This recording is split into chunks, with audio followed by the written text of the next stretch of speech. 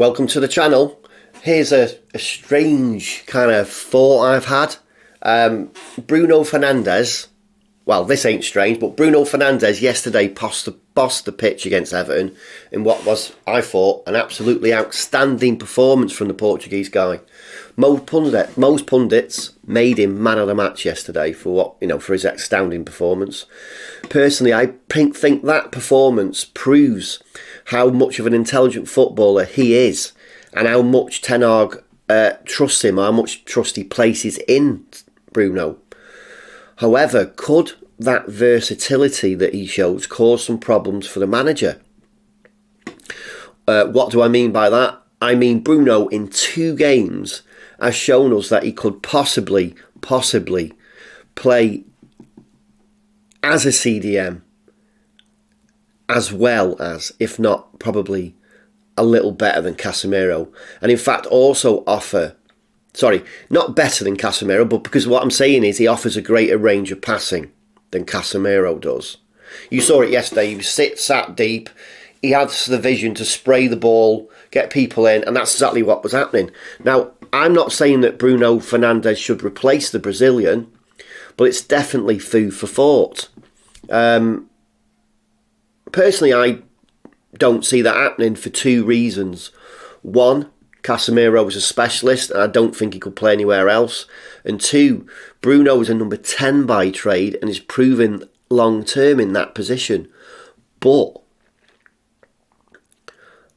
Bruno's been absolutely fantastic for a player who's not missed a game this season, who's just proven himself to be this versatile, passionate player that, most players, I think personally, could only dream to have his level of desire and his football intelligence.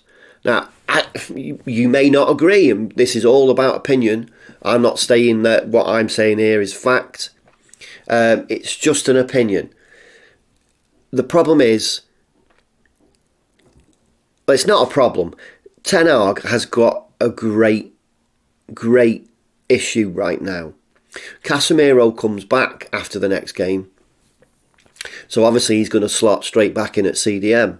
Now, Sabitza's also played some time up at number 10. And while he's no Bruno Fernandes, yesterday he looked a little bright, and he got involved in some link-up play with Sancho and Rashford, and he was doing, and McTominay, I should say, and he was doing really well. But again, he's no Bruno Fernandes. But we do need to see more of Sabitzer, because he has shown that he has something about him.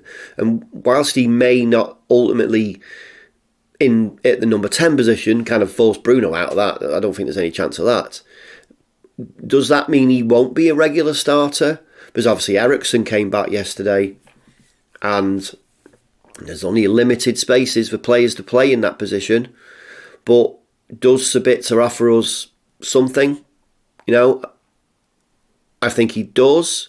I'm not sure he kind of can come on and give us the same level of performance as Bruno Fernandes. But going back to Bruno Fernandes and Casemiro,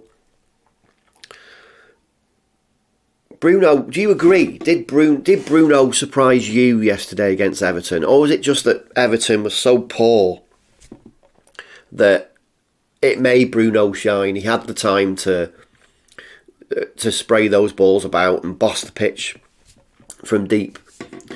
I personally think there's a bit of a combination there of the two, but the fact that Bruno could do what he did shows he has ability. Let's face it, Everton, they're not doing well in the league this season, but all their players are professional players. They've been doing their job for years. Yes, they lack a bit of quality, or maybe it's confidence. Football is a lot about, it's all in the head as much as it is a physical game. But what do you think? Does Ten Hag have a problem? Could Bruno play at that position more often? But ultimately, What about Casemiro? I mean, if Ten Hag decides, and he probably won't, but if he decides that Bruno is a great number 6, and he'd like to see more of him there, even when Casemiro comes back from suspension, what could he do with Casemiro? Let me know your thoughts in the comments. Please smash a like on the video, and if you haven't, please subscribe to help us grow. Thanks for watching.